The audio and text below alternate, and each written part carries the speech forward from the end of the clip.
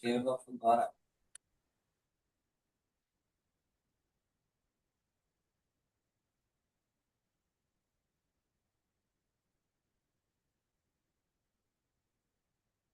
afternoon, everyone. We are encountering some technical glitch. We'll start in 2 minutes.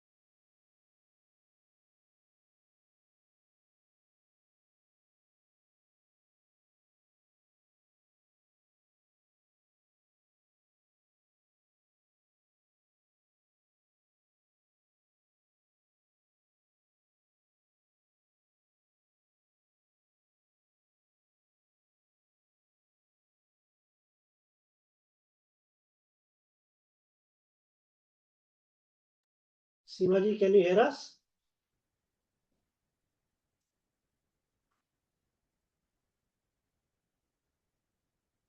Jitendra Gupta ji, we are yet to start the program. We are encountering some technical glitch. We'll start in a while.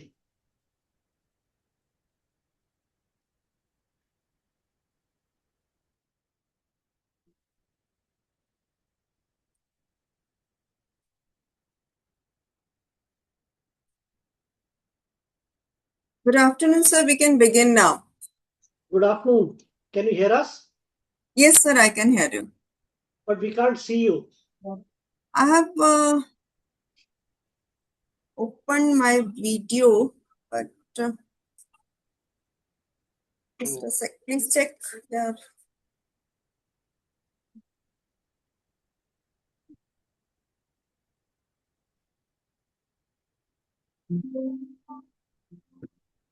Video. It's not working or something. आ गया. Yeah. Sorry for a delay. There was some technical glitch. Yeah. Good afternoon. Yes, So, sir. should we start? Yes, sir. I'm able to hear you properly and everything is taken care of. We can start now. Okay. Good afternoon, everyone. I, on behalf of Export Promotion Council for Handicrafts, welcome all the participants to this 11th edition of Exporters Clinic, which is on recent amendment in FEMA regulations. These are some important regulations which have come up recently, and it's very important that our exporters get an understanding of these regulations to transact their business in the international markets. To explain further about these new changes in the FEMA regulation, we have with us Ms. Seema Srivastava. She is Assistant General Manager with International Branch at State Bank of India. She's a banker with an experience of over 25 years, having expertise and experience in SME and Forex. She has served in SBI in various assignments ranging from branch head to IBD head in various branches. She also has been an international business faculty in State Bank Academy, Gurugram, and took classes for bank officials of many banks, paid training programs, and export promotion councils and IFTs as well. She has been our guest speaker before as well. So, welcome, Seema ji. So, without further ado, I would request you to start your presentation. And what I would request all the participants to carefully listen to what is being said and make your notes. And we'll have a question answer session once Seema ji is done with the presentation. Over to you, Seema ji. Thank you, sir. I do not claim to be an expert on the subject, but yes, I will definitely share my knowledge, inputs, and experience in this field. So the topic today is New Export-Import Regulations 2026. I would request you to please upload the presentation from your end. Yeah. So I will start from the very basics so that the presentation is useful for beginners as well. So if we can move to the next slide. So if we talk about a trade transaction, in any trade transaction, there is three kind of aspects involved. One aspect is movement of goods. So in India, movement of goods is mainly taken care of by DGFT guidelines. It is Directorate General of Foreign Trade. It is an autonomous body under Ministry of Commerce, which takes care of various aspects with respect to goods, whether the goods are categorized into three category.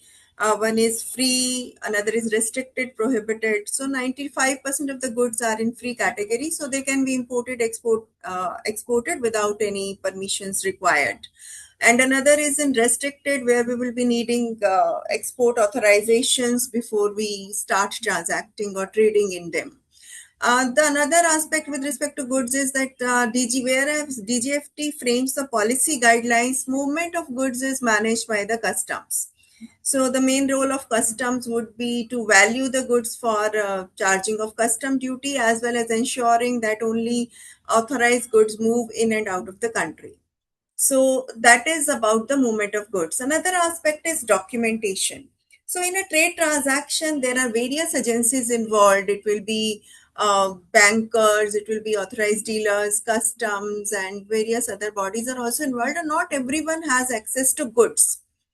So how do they handle the trade transactions? So they are facilitated by the documents. So there are various trade documents. They are called mainly financial documents, which are bill of exchange or draft, etc., and commercial documents, which would be invoice, bill of lading, or another transport documents. So these are the documents, certificate of origin, insurance. They will facilitate the various parties dealing with the trade transaction to ascertain that, okay, what kind of goods, what is the valuation.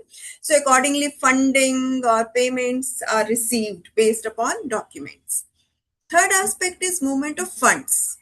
So funds as per FEMA, every movement of goods, if the goods are going out of the country, equivalent amount of foreign currency has to enter in the country, and if the goods are coming into the country, equivalent amount of foreign currency has to move out of the country. So that is where FEMA comes into play. Foreign Exchange Management Act 1999. So movement of funds, time period, and various other guidelines, they are governed by the FEMA.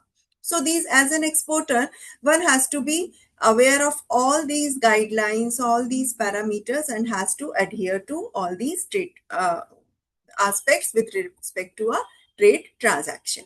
Next slide, please. So there was a question yesterday, that's why I've added this slide, that while undertaking any export and import transaction, and any exporter importer must have an IEC code, importer exporter code. I'm sure that all of you are aware that it can be applied online on the IceGate portal, and it is DGFT which issues the IEC code. Once an IEC code is issued, it is valid for the life, but nowadays every July, each exporter or importer, it has to go to the IceGate portal and upload its KYC on the IceGate portal with respect to IEC code. KYC means know your customer, means your identity proof as well as your address proof if there is any change. So it has to be validated every year. If you do not do that, your IEC code will become deactivated. Then registration membership certificate, which is issued by organizations like EPCH. It is required for any incentive to be obtained for an exporter.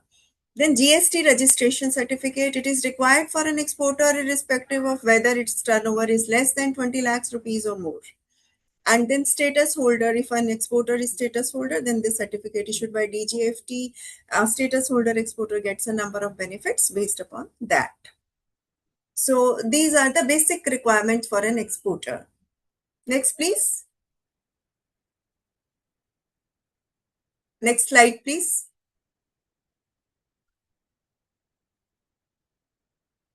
So let us come to FEMA. As of now, FEMA provisions, they can be classified into three categories. First is regulatory aspect. So RBI FEMA is enacted by the law of parliament in 1999 and it is implemented through various directions given by Reserve Bank of India. So regulation is taken care of by the Reserve Bank of India. Then within this regulation, some discretion is given to authorized dealer banks, and where that discretion ends, currently the authorized dealer has to sought permission from RBI for any aspect which is not covered under the directions. For example, as of now, in current FEMA guidelines, an exporter has to realize 100% of its invoice. Suppose in some case the it has to write off because it cannot be the uh, goods payment cannot be realized now. Now, as of current provision, up to 5% an exporter can self write off, up to 10% AD write off is possible. And on account of some genuine reasons, further write off is required, then exporter will have to approach RBI through the authorized dealer to get the write off. So, in that case, we have in many criterias, we will have to sought permission from the Reserve Bank of India. For example, in case of imports, currently the provision is within 3 years, import payment has to be settled. Maximum 3 years, ideally 6 months, maximum 3 years, where AD bank permission has to be sought after every 6 months.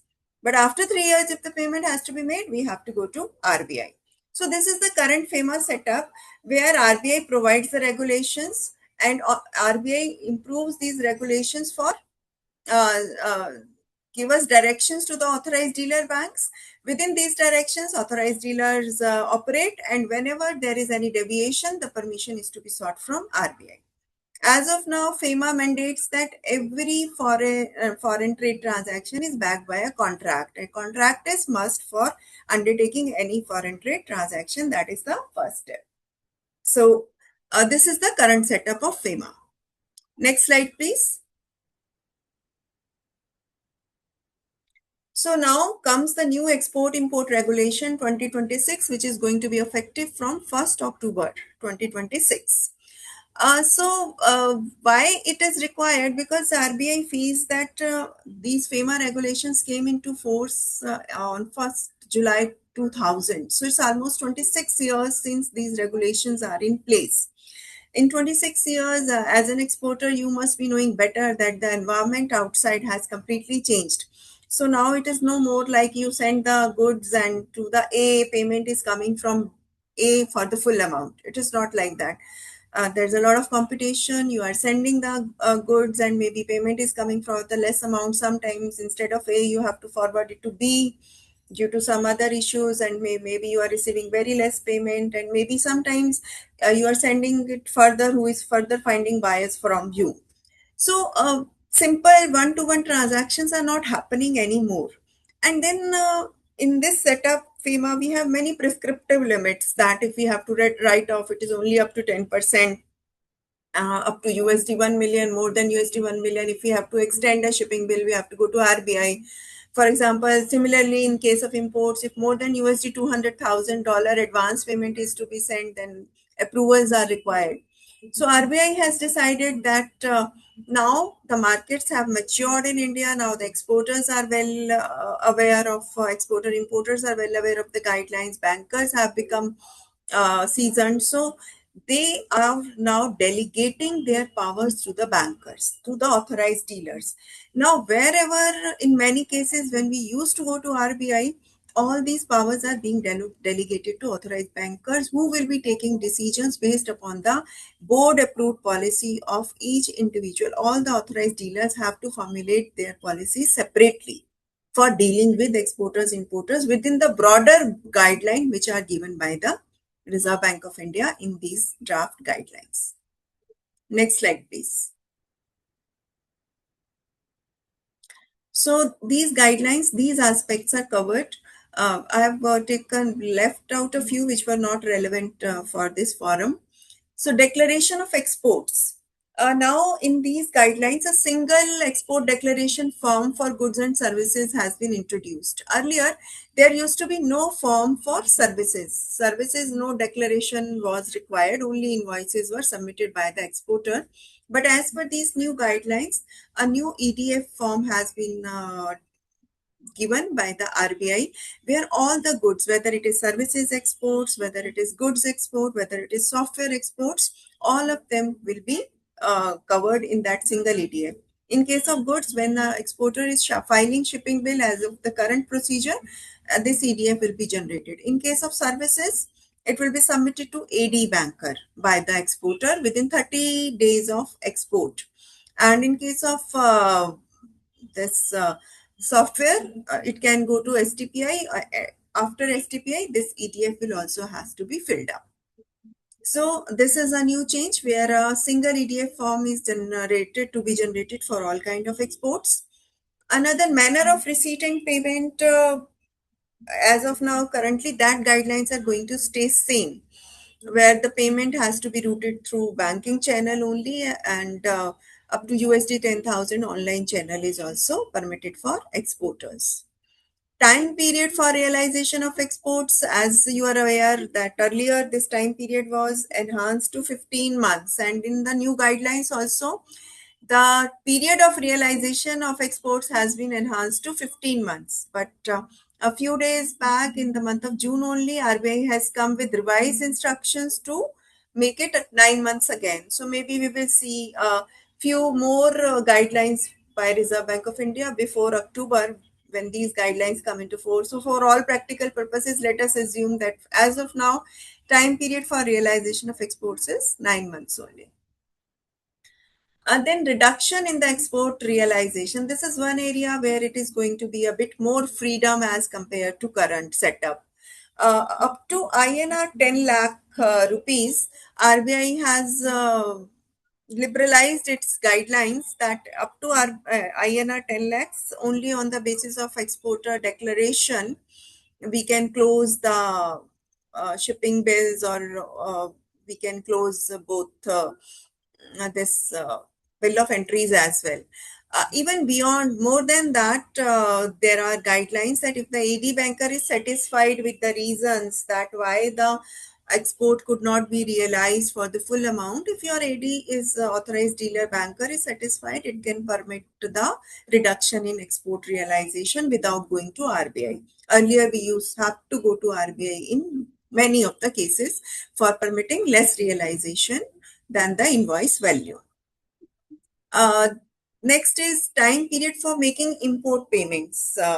Although it is an exporter's forum, but many of you would be importing the goods required for manufacturing purposes. So, if anyone could tell what is the current period for making an import payment, current permissible period? Yeah, excellent. It is 180 days. But in the revised guidelines, RBI is saying that your import settlement period is whatever is mentioned in your contract. So if your contract says payment in 120 days, so then 120 days will become your basic import settle period. And if you do not want to, if you want to settle it beyond 120 days, you will have to take authorized AD permission. So this is a new change in the import payments, that beyond the period stipulated, you will have to take permission for extension. Okay. And next is advance payment for exports and imports. So advance payment is like, suppose as an exporter, you have received advance payment. You can receive advance payment in the new setup as well. Earlier, the guideline was that if you have received an advance payment within an year, you have to make the shipment. And if either you have to make the shipment or you have to return the funds received. Same guidelines stays here also, that within a year, that for an advance payment, you have to make the payment, you have to make the shipment. And in case of export as import as well, if an advance payment has been sent and imports has not been realized, then in that case, no further remittance can be sent unless and until your that goods have been received. Suppose an advance import remittance has been sent and the goods have not been received, that for then before sending the next remittance, you will have to get a bank guarantee in your favor. Only then as an importer you can send the next remittance. So here the norms have become stricter as compared to now. As of now, in case of many importers, their advance payments are lying outstanding where the goods have not been received within the stipulated period of 6 months or 1 year. But now in this new setup, it will not be permitted. You will have to get a bank guarantee in your favor before sending the next import remittance. And in case of export, you have, whenever you are receiving export remittance, you have to make a payment. You have to make a shipment within the stipulated period, or beyond that, AD approval has to be sought. Okay. Unrealized exports, suppose you have sent, you have sent an export shipment and the payment has not come. So as of now, you can see that there are a huge number of payments which are lying outstanding. Huge shipping bills are pending in most of the banks for in case of exporters.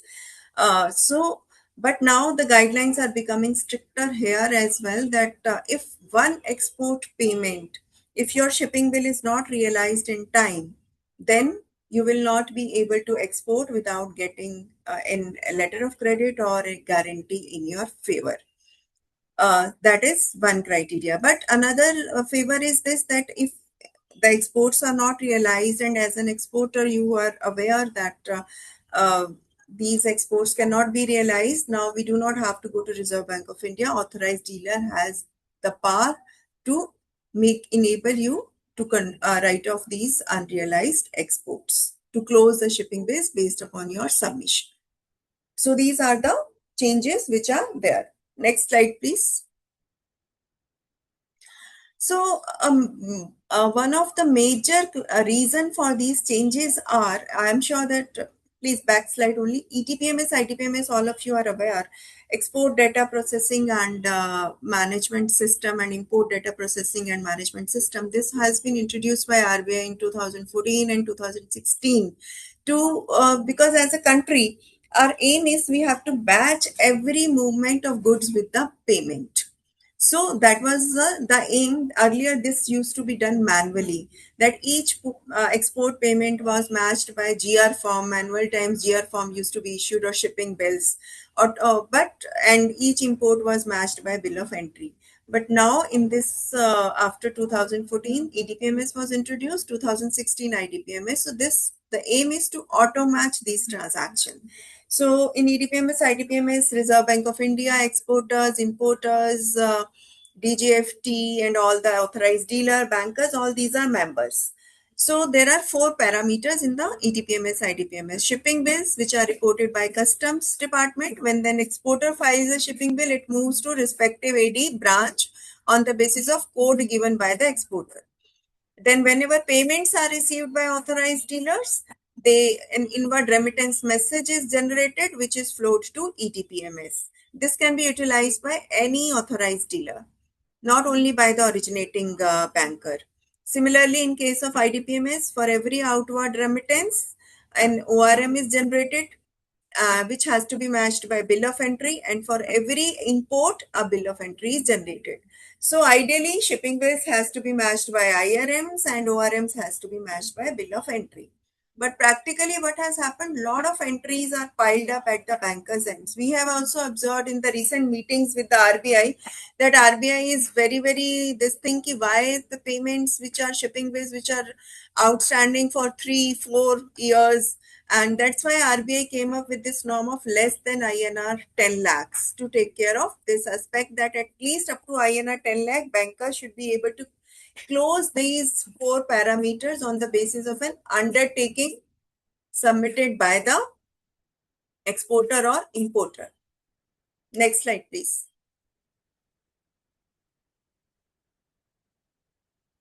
So, these are the in new setup. Authorized dealer will upload the EDF in case of non-EDI ports exports, in case of service exports, and in case of IDPMS also, services and non-EDI ports will be uploaded by the authorized dealer. And I'm not sure whether merchanting trade transactions are an important part of trade done by uh, this particular forum. But in merchanting trade transaction, the major changes earlier, the complete time for closure of a merchanting trade transaction was 9 months. It has become 6 months as of now. So next slide, please.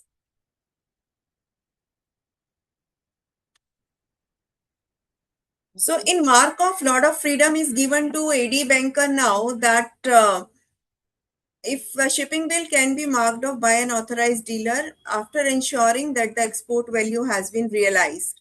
And in some cases, if the amount realized is quite less and an exporter has been able to give an undertaking proper documentation to the bankers, giving citing the reasons why full export value could not be realized, they will be able to close your shipping bills based upon the export submission of documents without going to any other authority.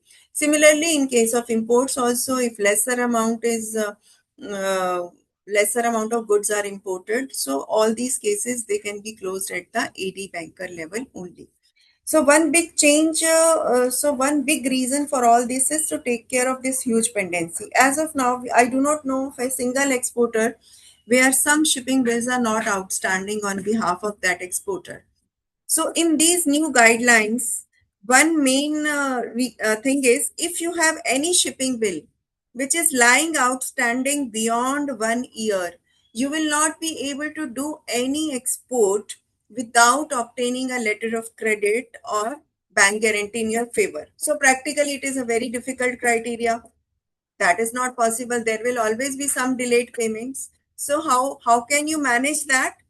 RBI wants to put it into practice that suppose your shipping bill period is 9 months, export realization period is 9 months, and now you know that your payment is not going to come for another 6 months. So before the expiry of 9 months, go to AD banker along with the request of extension that please extend this shipping bill because I am not able to realize this payment owing to such and such reason. There shall be some follow up on your part. You shall be showing some document that you have followed up with your buyer, maybe some email or some swift messages. On the basis of that, AD banker will extend your shipping bills. So if your shipping bill is extended, it will not be considered as overdue.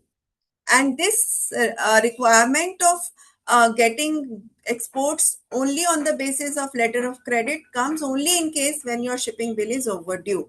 So this is maybe to bring some sort of discipline or whatever that you will have to take care now that after this these guidelines are introduced, you cannot allow any shipping bill to go overdue. So see for any shipping bill, what is the process?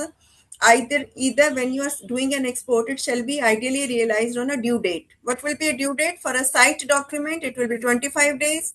For a USANS document, it will be due date, say 120 days, 150 days, and or maximum within 9 months. If it is not realized, it has to be extended. You extend it once, you extend it twice. There are no upper limit up to which this can be extended 6 months at a time. But say after 2, 3 extensions, you realize that if your payment has not come within 2 years, ideally it will not come. So if you realize that this payment is not going to come, you have to get it right off. So every shipping bill has to have one of the closures. It will be closed by payment, or it will be extended, or it will be written off. In that case, it will not be considered as overdue. In all other cases, it will become overdue. And if you have an overdue shipping bill, you will not be able to do exports because it is very difficult to get a letter of credit or a payment guarantee in most of the cases. So this is one very major change in these guidelines. Next slide, please. Right of procedure. There is a question on right of procedure. See, as per the current guidelines, right of is like suppose you can write off up to 5% of your realized export dues during the last year. So whatever is your export realization during the last year, say $10,000, up to 5% you can write off this year. So how do you write it off?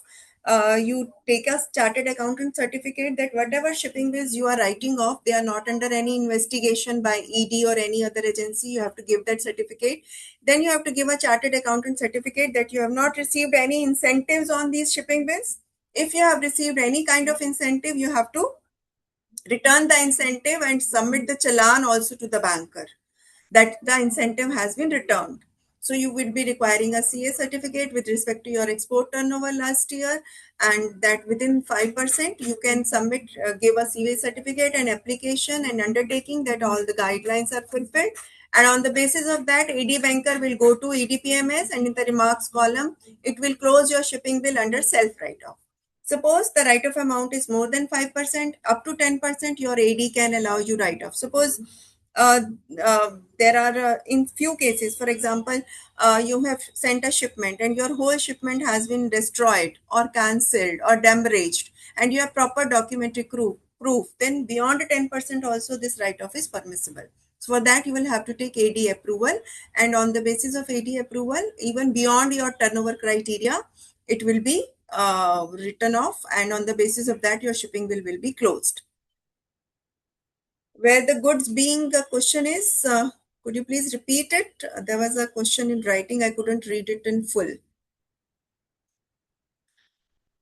Okay, I'll take it up again. So the major changes are that RBI has delegated most of its powers to the AD bankers. And for as an exporter, you are dealing with different banks. So different banks are going to formulate their own policies based upon their board approved policies. So we will not have to go to RBI for miscellaneous approvals. So gradually things will become clear that most of the bankers, for example, in our bank also, we are also formulating policies that how much power is with the branch for giving approvals for write-off or extensions, and where do we need to go to higher authorities. So similarly, documents are also being listed. The AD banker will tell you that list of documents required for various kind of transactions. So this is a big change that the powers is being delegated to AD. So we might see some changes there. You might find it is easier with the bank, with the particular bank, and maybe another bank is asking for more documents. But the biggest thing is this, that the delegation is happening now. AD bankers are going to be your contact point. RBI के पास जाना बहुत कम हो जाएगा in this new guideline. So that is next slide, please. I think that is all. Which major aspects I have covered, and any forum is open for questions now. Thank you, Sivaji. Thank you very much for that detailed analysis of what the new guidelines offers to the exporters. Now, if we have any questions, you are most welcome to raise your hands, and we'll invite you to ask your question. There was a few questions in chat also, if we can go through. Just a look at second. Anil Pawar wants to. Mr. Pawar. Mr. Pawar, are you there? You have a question? Yes, sir. I have a question. Okay. Ma'am सुन पा रही हैं आप? हाँ जी, बोलिए. हाँ ma'am, हमारा majorly export B2C है, और B2C में क्या है कि हम लोग शिपमेंट बाय एयर भेज रहे हैं, जैसे फेडेक्स DHL हो गया. ठीक है. अब क्या है कि कई बार 50% पेमेंट बाद में आता है.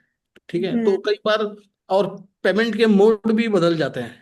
जैसे पेपाल का बोला, किसी और से लिया, जैसे वाइफ ने लिया, हस्बैंड ने पेमेंट कर दिया, तो मतलब रेमिटर और डॉक्स में डिफरेंस आ जाता है. उस केस में क्या एडवाइस करेंगे आप? इसमें आपका तो जनरली स्मॉल वैल्यू में ही होता होगा, अप टू INR 10 लाख में ही. हाँ मैम, विद इन मतलब 3-4 लाख 5 लाख हाँ, समथिंग. विद इन 3-4 लाख में तो अब बैंक ने सिंपली, RBI ने बोला है ना कि इसमें हमें ज्यादा डॉक्यूमेंटेशन नहीं लेने हैं, तो इसमें हम each payment to shipping bill का मैचिंग भी नहीं करते हैं. इसमें जैसे हम एक अंडरटेकिंग हमने डिवाइस की हुई है, जिसको हम एक्सपोर्टर को दे देते हैं, जिसमें और RBI ने भी इसमें हमें परमिट किया है कि एक्सपोर्टर जो है क्वार्टरली एक अंडरटेकिंग भी दे सकता है जिसमें वो सारे शिपिंग बिल्स के अगेंस्ट पेमेंट्स मेंशन कर देगा। और ये भी जरूरी नहीं है कि आपने 3 लाख का गुड्स भेजा है तो आपका रियलाइजेशन 1.5 लाख का आया तो वो भी चलेगा। तो आपको उस सारे में वो मेंशन करके एक पूरा एक्सेल शीट बना के आपके बैंकर को देनी है, उसके बेसिस पे वो क्लोज हो जाएगा।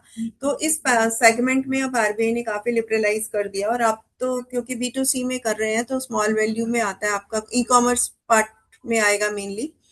तो वहां पर आप इसको ऐसे जहां पर पर्टिकुलरली अपने हस्बैंड को दिया और अगर वाइफ ने पेमेंट किया है तो आप ज्यादा से ज्यादा अगर पॉसिबल हो तो एक डॉक्यूमेंट ले सकते हैं कि the payment is made by this against this particular invoice, even that much will do.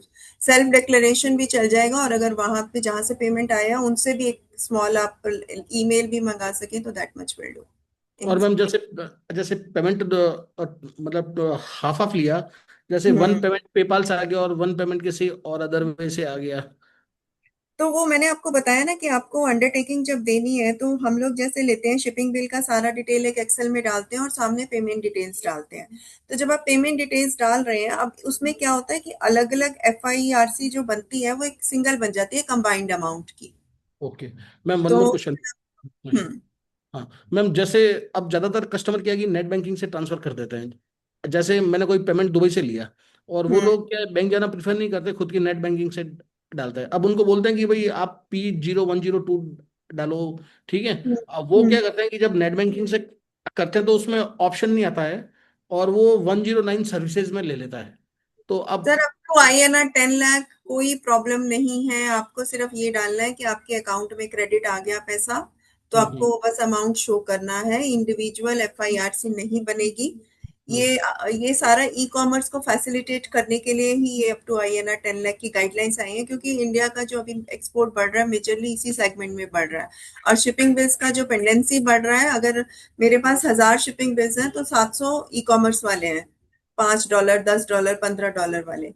तो उन्हीं के लिए ये गाइडलाइंस आई है कि आपको ब्रॉडली बताना है कि इतना पैसा अगर आपके सेविंग में आज आ गया, suppose current account saving account में थ्रू पेपाल और थ्रू किसी भी मेथड, तो बस आपको बताना है इतना आ गया। लेकिन जैसे आप कह रहे हो कि 50% अभी आया 50% बाद में आया, देन यू हैव टू सी कि वो पूरा आपको कैसे उसको अगले शिपिंग बिल्स के साथ एडजस्ट करेंगे, कैसे करेंगे। रफली हम्म। आपको थोड़ा बहुत मैच करना है, आपको 1 to 1 मैचिंग नहीं करनी है इसमें। तो वो कह रहे हैं आप क्वार्टरली भी मैच करा दोगे वो भी चलेगा। Thank you ma'am. आरबीआई ने ये दिया है इसमें लिबरल कर दिया है इसको।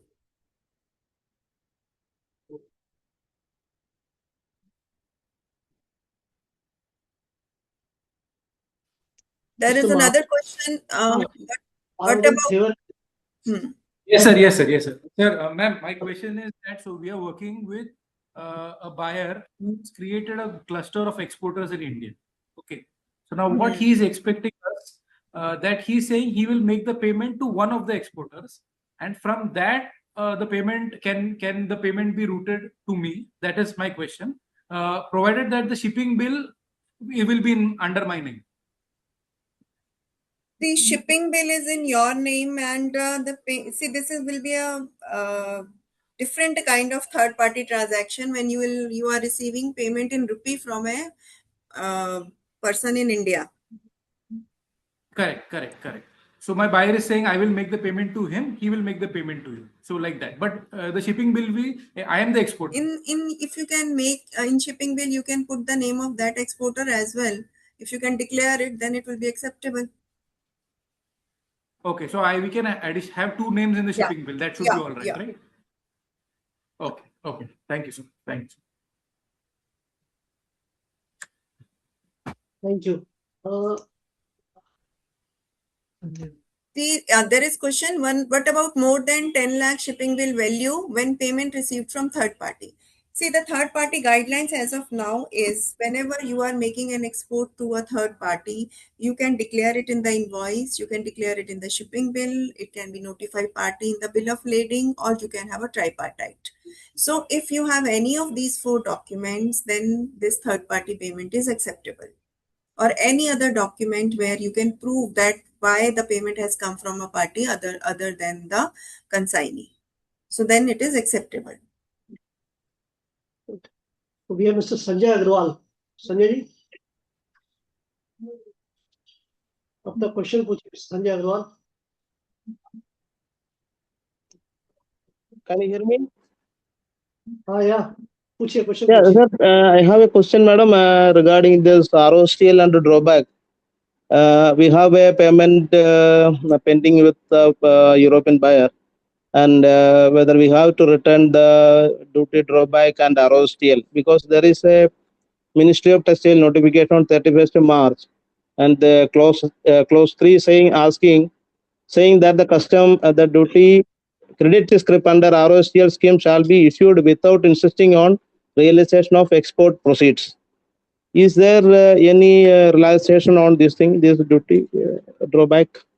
Irrespective of notifications, you are entitled to a drawback only when you are able to realize the payment.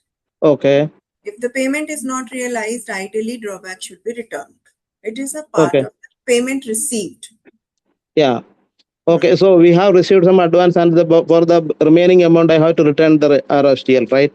Yes, if you are not going to receive the payment, ideally you shall return the. And then only I can write it off. Yeah. Yes, yes. Okay, madam. Thank you. Thank you. Now Miss Tejaswi Patel. अच्छी में मेरी आवाज आ रही आ रही आवाज आ रही. हाँ पूछिए.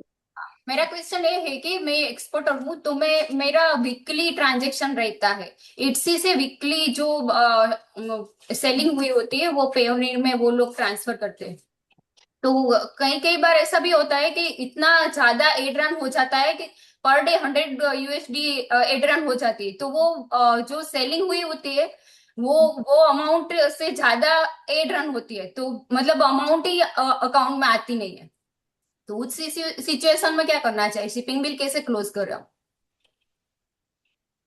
आपका क्वेश्चन ये है कि पेमेंट डेली आ रही है और आपके गुड्स भी डेली सेल हो रहे हैं आप 1-to-1 मैचिंग नहीं कर पाते हैं. हाँ तो ये मैंने अभी बताया था ना कि अप टू INR 10 लाख आपका shipping bill less than INR 10 lakh है.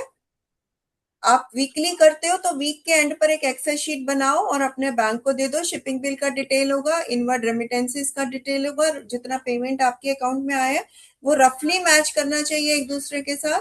अब RBI ने कह दिया कि INR 10 लाख तक जितना भी डिफरेंस हो receipt and amount of export and amount of realisation में कोई प्रॉब्लम नहीं है. It can be marked off. तो आप वीकली एक्सेल फाइल बनाकर उसको क्लोज करा सकती है. नहीं मतलब कई कई बार तो जीरो अमाउंट रहता है मतलब वो कैसे हम मैच करें माइनस Zero- में चला जाता है वो आपका due to commissions and all these things होता है ना. हाँ वो क्योंकि वो आपको कंबाइंड दे रहे हैं तो आप भी उतना ही कंबाइंड बना के आप उसको ऐसे मत शो कीजिए ना कि कोई पर्टिकुलर शिपिंग बिल का आपका जीरो है. आप उसको टोटल एक्सेल बना के दे दीजिए कि इतने शिपिंग बिल इतनी पेमेंट के साथ एडजस्ट हो गए. इवन पूरे डिटेल अगर आप दोगे तो जीरो पे भी क्लोज हो सकते हैं.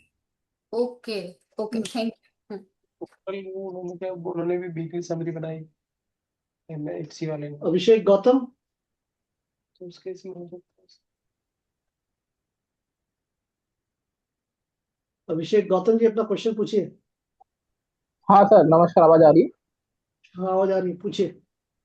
जी मैम एक फ्रांस का कस्टमर है हमारा $2,500 पेंडिंग है तो उनने बोला हमसे कि उन्होंने जो प्रोजेक्ट शुरू किया था वो अब क्लोज कर दिया है तो as a reimbursement raw material का हमें अमाउंट दे दिया है कि हमने जो रॉ मटेरियल परचेज किया था उसके लिए उन्होंने जो एडवांस दिया वो उन्होंने मेल लिख के दिया कि आप इस $2,500 को ले सकते हैं तो इस केस में हमें कैसे उसको रियलाइज कराना पड़ेगा बैंक में आपका मतलब है कि आपका एडवांस पेमेंट आया और आपने एक्सपोर्ट नहीं किया.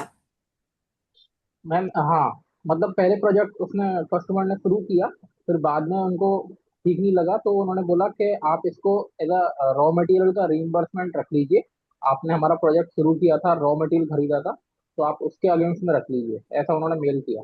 हाँ तो ठीक है. आपने जो पेमेंट आपके अकाउंट में क्रेडिट हो चुकी है ना उसके अगेंस्ट अब आप शिपिंग बिल नहीं दे पाओगे.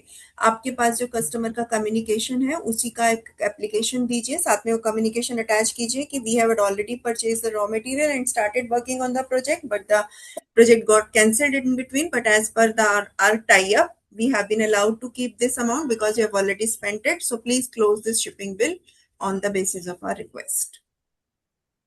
Okay ma'am okay Deepa Kumar,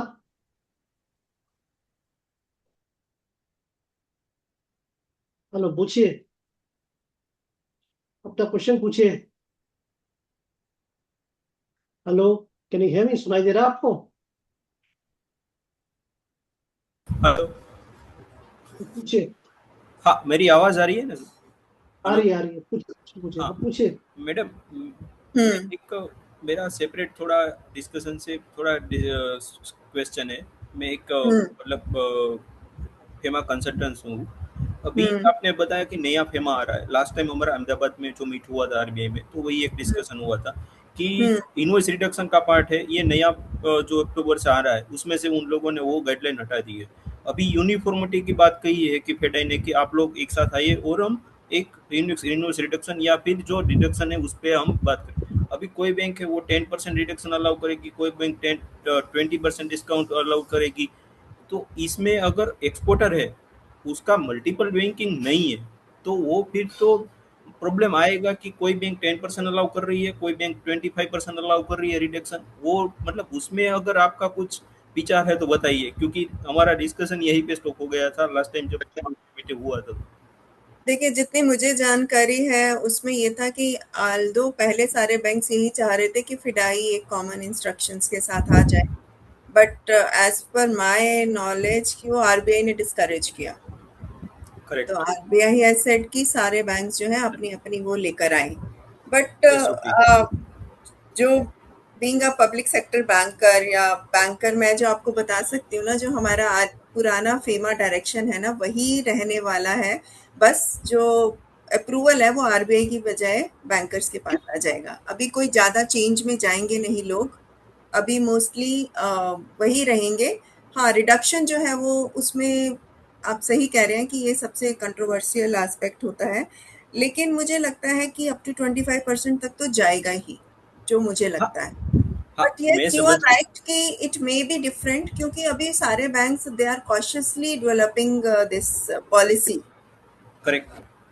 और जब तक ये 2-3 महीने रन नहीं कर लेगा तब तक we can not be very sure कि फर्दर किस डायरेक्शन में जाता है। अल्टीमेटली सब लोग कहीं जाकर स्ट्रीमलाइन हो जाएंगे। प्रैक्टिकल एक्सपीरियंस से हम लोग लर्न करेंगे बेसिकली। क्योंकि मैंने एक 10 ईयर्स निकाले है ट्रेड फॉरेक्स ऑपरेशन में एक्सिस हम्म आईसीआईसी, और मैंने अपना कंसल्टिंग चालू किया हुआ है राजकोट गुजरात में ही। ये फेमा या फिर आरबीआई एडीपीएमएस आईडीपीएमएस रिलेटेड जो भी, तो मेरे को जो अहमदाबाद में मीट हुआ था वो डिस्कशन हुआ था, उस पर ये लोग वहीं पे स्टॉप हो गए कि इसके बाद तो यूनिफॉर्मिटी की बात कहेंगे तो आईसीआईसी बैंक के एसबीआई है वो अपना पॉलिसी लेके गए, तो वो तो डिफर होने ही वाला ही है। तो सर, मे बी बस। मे बी पर्पज ही यही है कि थोड़ा सा बैंकर्स अपने रिस्क कैपेसिटी के हिसाब से, अपनी अंडरस्टैंडिंग के हिसाब से, अब जैसे हर बैंक के अपना लोन पॉलिसी है, अपने गाइडलाइंस हैं, तो may be they will be allowed to handle FEMA as per their own this thing. तो exporters will also have liberty to choose banks. Okay okay. बस मेरा यही क्वेश्चन था कि मतलब हाँ, आपके एक पास कोई न्यूज़ है कि नहीं है, क्योंकि नहीं जो नहीं 10 लैक्स है वो 25 लैक्स हो रहा है, वो मतलब उनको पता है। फिर जो 10 लैक्स का गाइडलाइन है कि बेस्ड ऑन डिक्लेरेशन हो जाए, वो 25 लैक्स ये लोग मतलब नेक्स्ट क्वार्टर तो या फिर। स्मॉल वैल्यू में तो इशू आएगा ही नहीं, इशू बड़ी चीजों में आएगा कि कौन बैंक क्या पॉलिसी ला रहा है। वो धीरे धीरे चेंजेस आएंगे, जब इम्प्लीमेंटेशन होता है उसी से हम लोग लर्न करते हैं कि कौन सी चीज प्रैक्टिकली इम्प्लीमेंटेबल है, कौन सी नहीं है। थैंक यू दीपक जी, ठीक। Thank you. ये वाला क्वेश्चन हमारे पास Piyush Gupta. Piyush ji,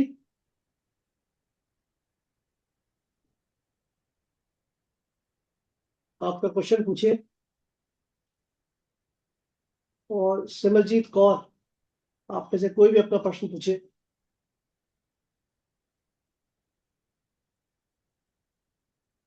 anyone? Piyush, Simarjeet? Hello sir, मेरी आवाज़ आ रही है? आ रही है आवाज? हाँ जी सर। सर, अभी जैसे कि पार्टिसिपेंट ने एक क्वेश्चन रेज़ किया था कि बायर ने उनको बोला है कि आप जो प्रोजेक्ट होल्ड किया है उसका जो अगेंस्ट में जो एडवांस किया है उसे आप रख सकते हैं अपने पास। मेरे साथ भी सेम केस है, बस मेरे साथ क्या हुआ है कि यूएसए का जो कस्टमर है उसने मुझे 100% एडवांस पेमेंट किया था। बट उन्होंने शिपमेंट लेने से फिर बाद में मना कर दिया due to some transportation charges जो उनको काफ़ी ज़्यादा लग रहे थे। बट अभी वो कुछ भी मुझे रिप्लाई नहीं कर रहे हैं कि उन्हें शिपमेंट आगे लेनी है या नहीं लेनी है। शिपमेंट मेरे पास कंप्लीट रेडी रखी है, बट वो जो उन्होंने 100% एडवांस पेमेंट मुझे की है तो उसको मैं कैसे रियलाइज़ करवाऊंगा? देखो, आपको 100% एडवांस पेमेंट के अगेंस्ट शिपिंग बिल सबमिट करना होता है आइडियली।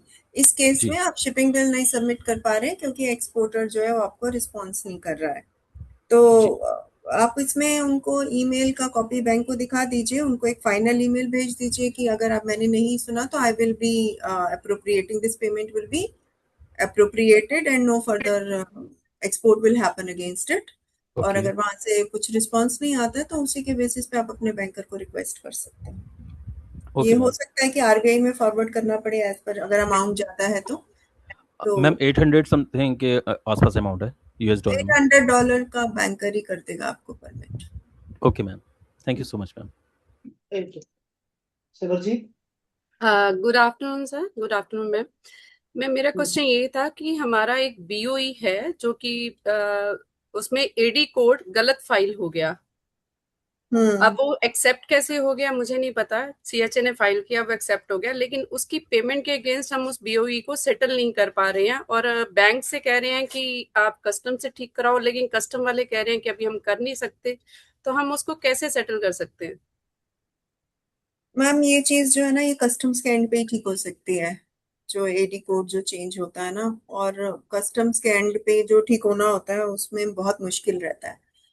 तो अब अगर आपका बैंक के साथ कितना पुराना रिलेशनशिप है, वो आपका जो बिल ऑफ एंट्री है वो खड़ा रहेगा। वो हाँ एडी जी। जो है उसके साथ आपका कोई रिलेशनशिप है? हाँ, वो हमारा शुरू से वही बैंक है नहीं नहीं, maybe- जिस कोड में चला गया उस बैंकर के साथ। नहीं, ऐसा रिलेशनशिप के लिए कैसे बोलेंगे तो? नहीं, मतलब बैंकिंग रिलेशनशिप है कुछ उस बैंकर के साथ जिस एडी कोड में चला गया वो बिल ऑफ नहीं, एंट्री। कोई भी बैंक एक्चुअल में वो गलत ही, हमने चेक अच्छा, भी किया बैंक से, वो एक्चुअल में गलत एडी कोड था, ओके लेकिन ओके। सिस्टम ने भी उसको एक्सेप्ट कर लिया, ये भी पता नहीं कैसे। अच्छा, तो लेकिन वो ठीक नहीं हो पा रहा। वो फेच नहीं हो पा रहा बिल्कुल। जी जी। ओके, कितना अमाउंट है? शायद 70-80 हजार डॉलर के आसपास का। ओके, अमाउंट बहुत बड़ा। You will have to take it up with customs only. Custom से जाकर मिलिए, उन्हीं से ठीक कराना पड़ेगा आपका। आई नो बहुत ज्यादा फॉलोअप करना पड़ता है, लेकिन कस्टम्स कर देते हैं दोबारा। और ये छोटा अमाउंट होता ना तो बैंकर अपने एंड पे कर देते, बट इट्स $70,000-80,000 के लिए you will have to go to customs. Bank में ऐसा कुछ नहीं है कि हम नहीं। आरबीआई को कुछ सपोर्टिंग दे कि क्योंकि हमारा फॉल्ट नहीं है, ये सिस्टम ने एक्सेप्ट किया या कुछ ऐसा, यू आर राइट, पर ना या जब कस्टम से कोई लेटर ले सकते हो जिसके हाँ, बेस पे बैंक अगर सेटल कर कस्टम सकता हो? आपको लेटर लिखकर दे देगा तो बैंकर आरबीआई को फॉरवर्ड करेगा उसको। तो कस्टम से किस तरह का लेटर हमें लेना कस्टम से पड़ेगा? आपको यही लेटर लेना पड़ेगा कि ये वाली बिल ऑफ एंट्री हमारे रिकॉर्ड में है, जो अगेंस्ट दिस एडी कोड है विच इज नॉट देयर, जिसकी वजह से ये कहीं फेच नहीं हो रही है, but this import has been done through this. तो वो उस लेटर के बेसिस पे आप अपने बैंकर को सबमिट करेंगे। पेमेंट कर चुके हो आप? हाँ जी, हाँ जी, पेमेंट ऑलरेडी हो तो चुकी फिर बैंकर को सबमिट करेंगे कि ये पेमेंट, और फिर ये करंट गाइडलाइंस के हिसाब से आरबीआई के पास जाएगा क्लोजर के। ठीक है, thank you so much ma'am.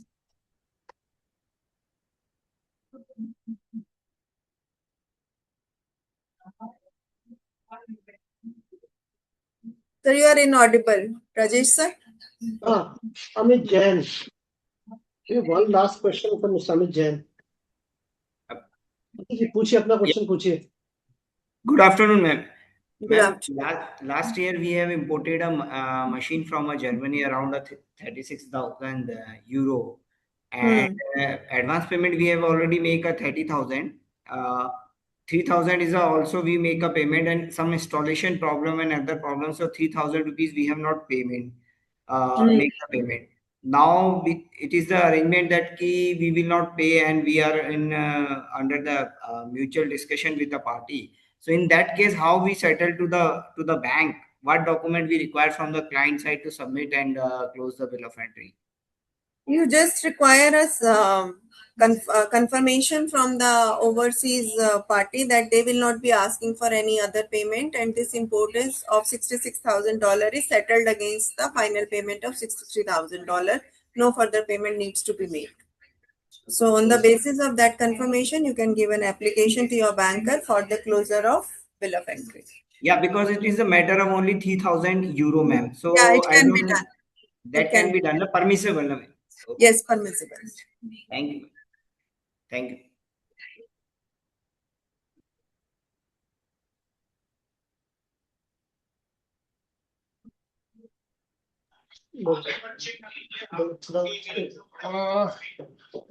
Ma'am one more question actually madam अभी मेरे ख्याल चली गई so this was the last question which we have taken and I think there is आगे मैं इसलिए confused,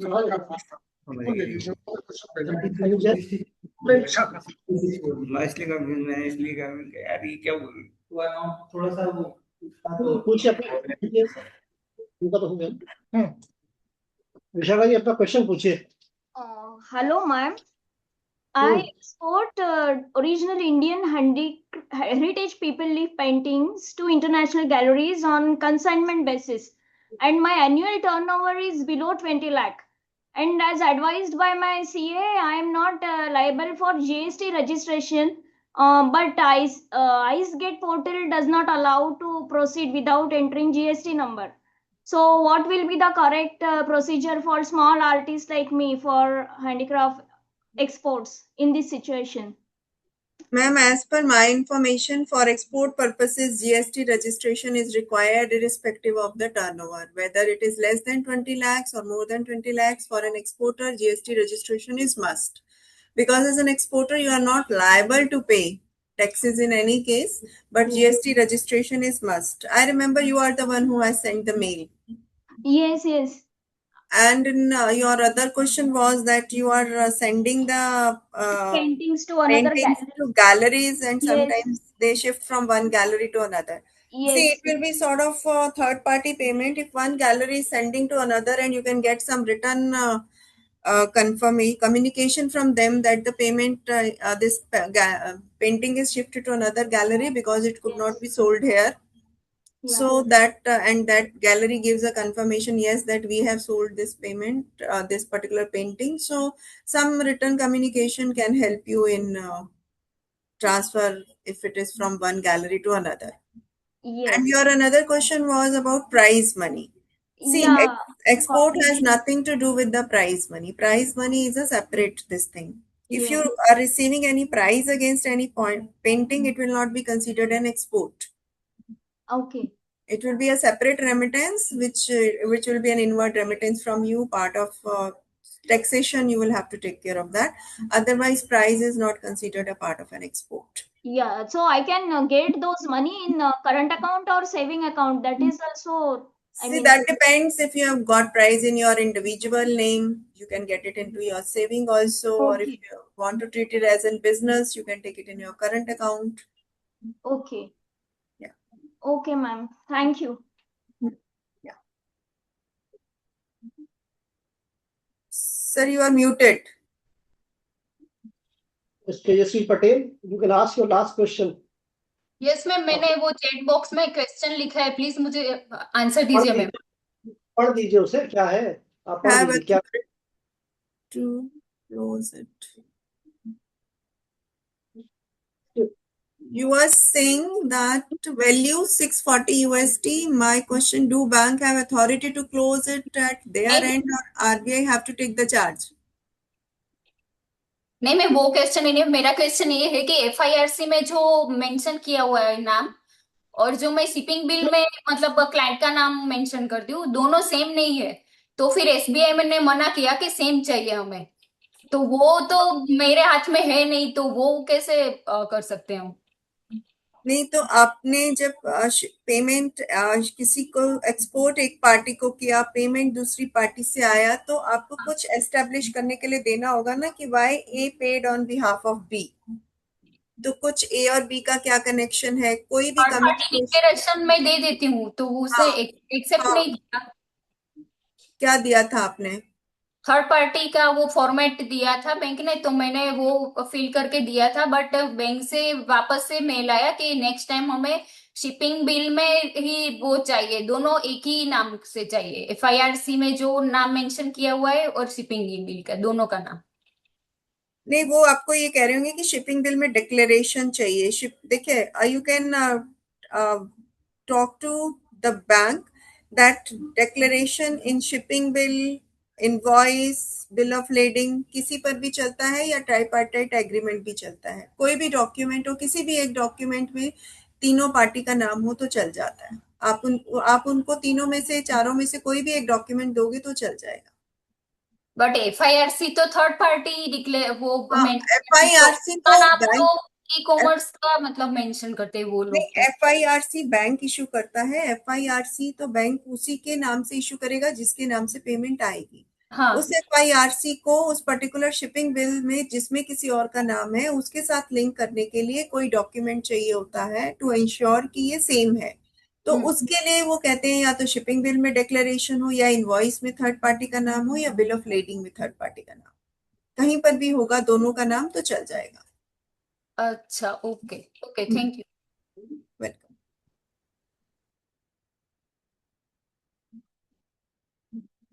sir, you are muted.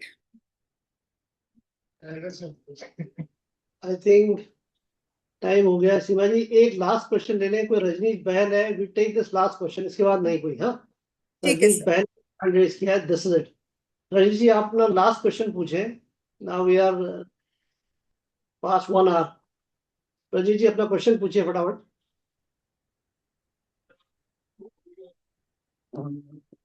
Rajneesh ji, you have a question?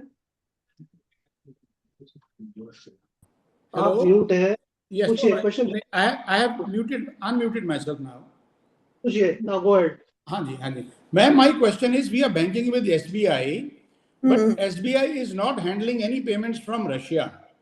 तो कोई correspondent बैंक SBI का नहीं है रशिया में? नहीं sir, SBI is not dealing with Russia क्योंकि सैंक्शंस के कारण ये हमारे साथ इशू है। तो कोई हमारा करस्पॉन्डेंट बैंक भी नहीं। मोस्टली बैंक जो रशिया के हैं ना, सारे के सारे सैंक्शनड हो चुके हैं। तो दैट इज द रीजन कि मोस्टली सिर्फ अब जो एक बैंक का पॉलिसी है, बहुत ही कम बैंक्स और बहुत ही कम सेक्टर्स में जो यूएस के सैंक्शंस पॉलिसी के बेस पे वी आर वर्किंग। तो रशिया के साथ डील करने में इशू है। I know that, but you know, when RBI is already granted licenses to Cyberbank, for example, you know, and उनकी branches India में हैं, and then why can't banks deal through Russia payment through Cyberbank? Sir, I can't really answer that question on behalf of my bank because I'm here in individual capacity. But I can only tell you the policy that, yeah, as SBI does not deal with Russian banks. Sabar Bank is a sanctioned bank, so that is why.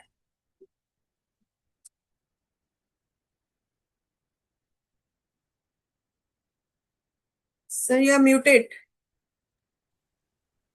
So I think we are done with all the questions.